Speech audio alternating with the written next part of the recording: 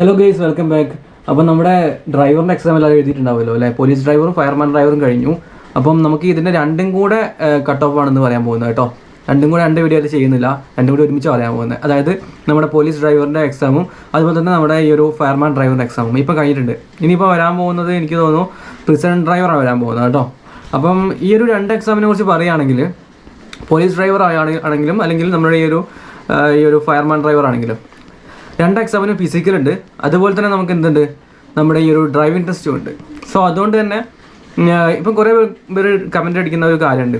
കുറേ ചാനൽ ഞാൻ കണ്ടു, ഈ ഒരു കട്ട് ഓഫ് 70 മുകളിൽ പോകും അല്ലെങ്കിൽ 75 മുകളിൽ പോകും എന്നൊക്കെ ഒരുപാട് പേര് കമൻറ്റ് ഇടുന്നത് കണ്ടു. അപ്പം നിങ്ങൾ ആലോചിക്കുക, നിങ്ങളുടെ മാർക്ക് ചിലപ്പോൾ 75 മുകളിലായിരിക്കും അല്ലെങ്കിൽ 80 മുകളിലൊക്കെ കിട്ടിയിട്ടുണ്ടാവായിരിക്കും, റെയർ ആയിട്ട് ഉണ്ടായിരിക്കും. പക്ഷേ അതല്ല കട്ട് ഓഫ് എന്ന് പറഞ്ഞാൽ. കട്ട് ഓഫ് എന്ന് പറഞ്ഞാൽ എന്താ വെച്ചാൽ ഇപ്പം ഒരു 300 അല്ലെങ്കിൽ 400 പേര് ലിസ്റ്റ് ഉണ്ടെങ്കിൽ ആ 400ാമത്തെ ആൾക്ക് കിട്ടിയ മാർക്ക്, അതായത് ആ ലിസ്റ്റിൽ ഒന്നാമത് കിട്ടിയ മാർക്കല്ല, അപ്പോൾ 400 പേരെ ലിസ്റ്റ് ആണെങ്കിൽ 400ാമത് കിട്ടിയ ആളെ മാർക്ക്, ജനറൽ കാറ്റഗറിയിലുള്ള ആളെ മാർക്ക് എന്താണോ അതാണ് കട്ട് ഓഫ്.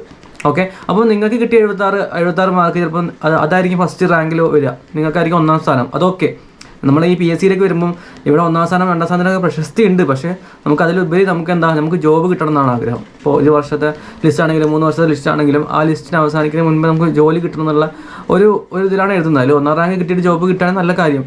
അല്ലെങ്കിൽ അതിലൊക്കെ ഉപരി എന്താണ്, നമുക്ക് ജോലിയാണ് പ്രധാനം. ഇപ്പോൾ 1ാം റാങ്ക് കിട്ടിയ ആളും അതുപോലെ തന്നെ ഈ ഒരു 100ാം റാങ്ക് കിട്ടിയ ആളും ജോലി കയറി കഴിഞ്ഞാൽ ഈക്വലൻ്റ് ആണ്. അവർക്ക് കിട്ടുന്ന സാലറിയും അതുപോലെ തന്നെ ആ ഒരു അധികാരമൊക്കെ കറക്റ്റായിട്ടുള്ള ഈക്വലൻ്റ് ആയിട്ടുള്ള കാര്യമാണ്. അപ്പോൾ അതിൽ 1ാം റാങ്ക് കിട്ടിയവന് കൂടുതലായിട്ട് ഉള്ള ബഹുമാനം അങ്ങനെ ഉണ്ട്. പക്ഷേ ഉണ്ടെങ്കിൽ പോലും ഈ ജോലിയൊക്കെ ഒന്ന് തന്നെയാണ്, ജോലിയൊക്കെ ഏകദേശം ഒന്ന് തന്നെയാണ്. പക്ഷെ നമുക്ക് എന്താ വെച്ചാൽ ഈ ഒരു ശമ്പളവും ഒന്ന് തന്നെയാണ്.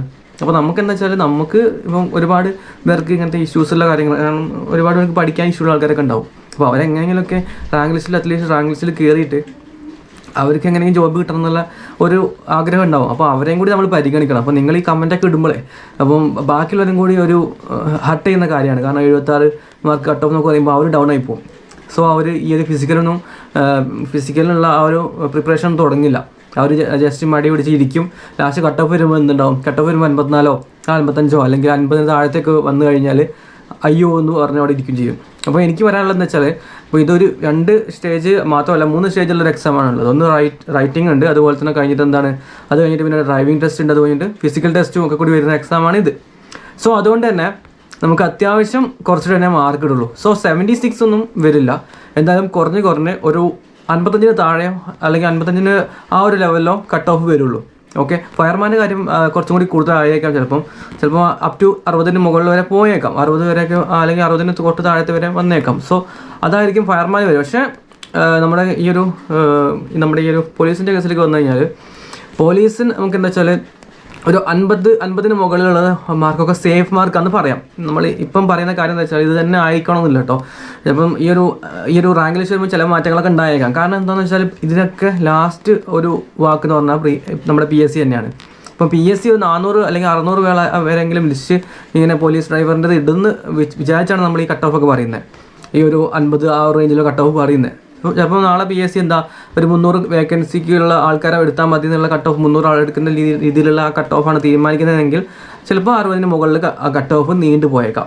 ഓക്കെ, അപ്പം ഇത് ലാസ്റ്റ് ഇതിൻ്റെ വാക്ക് വരുന്ന ആരാണ്? PSC ആണ്. അപ്പം PSC പറയുന്നതാണ് ഏറ്റവും അന്തിമ കാര്യം. അപ്പോൾ PSC 600 പേരെയൊക്കെ ലിസ്റ്റിൽ ഉൾപ്പെടുത്തുന്നത് വിചാരിക്കുകയാണെങ്കിൽ നമുക്ക് കട്ട് ഓഫ് എന്ത് പറയാം, 50 ആ റേഞ്ച് പറയാം. അപ്പോൾ എന്തായാലും ഒരു 50 മുകളിൽ നിങ്ങൾക്ക് ഈ ഒരു പോലീസ് ഡ്രൈവറിൻ്റെ കാര്യത്തിൽ നിങ്ങൾക്ക് 50 മുകളിൽ ഉണ്ടെങ്കിൽ നിങ്ങൾക്ക് ഫിസിക്കൽ നിങ്ങൾ എന്തായാലും ട്രൈ ചെയ്യണം. കാരണം നിങ്ങൾക്ക് പോലീസ് കോൺസ്റ്റബിളിൻ്റെ എക്സാം വരുന്നുണ്ട്. സോ നിങ്ങൾക്ക് 50 മാർക്ക് കിട്ടിയ ആൾക്ക് എന്തായാലും പോലീസ് കോൺസ്റ്റബിൾ നല്ല രീതിയിൽ മാർക്ക് സ്കോർ ചെയ്യാം, അല്ലെങ്കിൽ വേറെ എന്തെങ്കിലും എക്സൈസ് ഡ്രൈവർ അങ്ങനത്തെ നമുക്ക് പല രീതിയിലുള്ള എക്സാംസ് വരാനുണ്ട്. സോ അതിലൊക്കെ നമുക്ക് മാർക്ക് സ്കോർ ചെയ്യാം.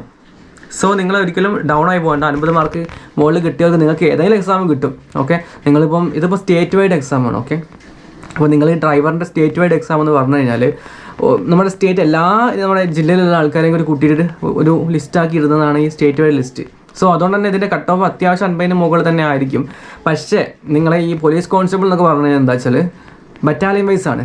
ഇപ്പം KP1, KP2, KP3, KP4, KP5 അതുപോലെ തന്നെ SIP, MSP ഇങ്ങനെ പറയുന്ന ബറ്റാലിയൻസ് ആയിട്ടാണ് നിയമനമുള്ളത്. സോ അതുകൊണ്ട് തന്നെ എന്താവാം, ഇപ്പോൾ MSPയിൽ ഒരു 1000 അല്ലെങ്കിൽ 1000 ആൾക്കാരെ ലിസ്റ്റ് ഇടുകയാണെങ്കിൽ അത്ര ആൾക്ക് കട്ട് ഓഫ് കുറച്ചുകൂടി താഴ്ന്ന് കിടക്കും. സോ 40, 45 ആ റേഞ്ചിലൊക്കെ നമുക്ക് ഈ ഒരു പോലീസ് കോൺസ്റ്റബിളിൻ്റെ കാര്യത്തിലേക്ക് ആകുമ്പോൾ അങ്ങനെ കുറയാൻ ചാൻസ് ഉണ്ട്. സോ നിങ്ങൾക്ക് ഈ ഒരു പോലീസ് ഡ്രൈവറിൻ്റെ ഒക്കെ നിങ്ങൾക്ക് 50 മാർക്കിന് മുകളിൽ കിട്ടിയവർ എന്ത് ചെയ്യാം, പോലീസ് കോൺസ്റ്റബിൾ അതുപോലെ മറ്റുള്ള എക്സൈസ്, സിവിൽ എക്സൈസ് ഓഫീസർ ഇതിലൊക്കെ ട്രൈ ചെയ്യുക. അപ്പോൾ നിങ്ങൾക്ക് അതിൽ കയറാൻ പറ്റും. ഇപ്പോൾ ഈ ഡ്രൈവർ എന്നാൽ സ്റ്റേറ്റ് വൈഡ് ലിസ്റ്റാണ്. സ്റ്റേറ്റ് വൈഡ് ലിസ്റ്റ് ആണെങ്കിൽ പോലും എന്താ ചെയ്യുക, നമുക്ക് 3 ഘട്ടമുണ്ട്. സോ അതാണ് നമ്മളെ പ്രതീക്ഷ. കാരണം ഒരുപാട് പേര് എന്ത് ഔട്ടാവും, ഈ ഒരു ഡ്രൈവിംഗ് ടെസ്റ്റിൽ ഔട്ടാവുന്നവരുണ്ട്, അതുപോലെ തന്നെ ഫിസിക്കൽ ടെസ്റ്റിൽ ഔട്ടാവുന്നവരുണ്ട്. അപ്പോൾ ഏറ്റവും ഇതൊക്കെ നല്ല രീതിയിൽ നമ്മൾ ട്രൈ ചെയ്തിട്ട് ഭയങ്കര രീതിയിൽ ട്രൈ ചെയ്താൽ മാത്രമേ നമുക്ക് കിട്ടുന്ന ജോബാണ് ഇതൊക്കെ. കാരണം ഒറ്റ എക്സാം എഴുതിയിട്ട് നമുക്ക് കയറാൻ പറ്റുന്ന ജോബ് പറഞ്ഞാൽ LDC LGS ഒക്കെ തന്നെയാണ്. പക്ഷേ അതിന് പുറമെ കുറച്ചും കൂടി സ്ട്രഗിൾ ആയിട്ടുള്ള കാര്യമാണ് ഈ പോലീസ് കോൺസ്റ്റബിൾ അതുപോലെ തന്നെ മറ്റുള്ള എക്സൈസ് നോക്കി കഴിഞ്ഞാൽ നമുക്ക് ഒരുപാട് സ്റ്റേജിൽ കൂടെ കടന്നു പോകണം.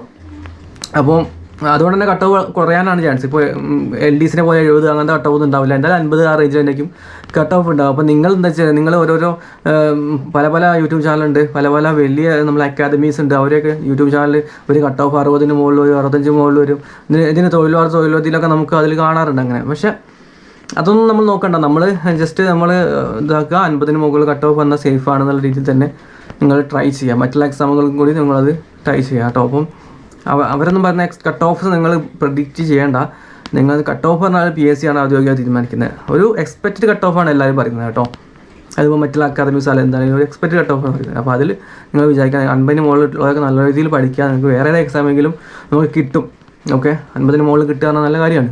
ഓക്കെ, അപ്പോൾ ഇതാണ് നമുക്ക് പറയാനുള്ളത്. അപ്പോൾ എല്ലാവർക്കും ഇന്നത്തെ വീഡിയോ ഇഷ്ടമാണ് കരുതുന്നു. ഇഷ്ടമായി എല്ലാവരും ലൈക്ക് ചെയ്യുക, സബ്സ്ക്രൈബ് ചെയ്യുക കേട്ടോ. നിങ്ങളെല്ലാവരും സബ്സ്ക്രൈബ് ചെയ്താൽ നമുക്ക് ഇങ്ങനത്തെ വീഡിയോസ് ചെയ്യാൻ പറ്റുള്ളൂ. പിന്നെ നമ്മൾ അടുത്ത വീഡിയോ എന്താണെന്ന് വെച്ചാൽ നമ്മൾ അടുത്ത വീഡിയോ ചെയ്യാൻ പോകുന്നത് SSC GDൻ്റെ ഫിസിക്കൽ ടെസ്റ്റിനെ കുറിച്ചുള്ള ഡീറ്റെയിൽസ് ആണ് കേട്ടോ. അപ്പോൾ അതിനുവേണ്ടി നിങ്ങളെല്ലാവരും സബ്സ്ക്രൈബ് ചെയ്യുക കേട്ടോ ചാനലെല്ലാവരും. അപ്പോൾ എല്ലാവർക്കും ഇന്നത്തെ വീഡിയോ ഇഷ്ടമാണ് കരുതുന്നു. ബൈ.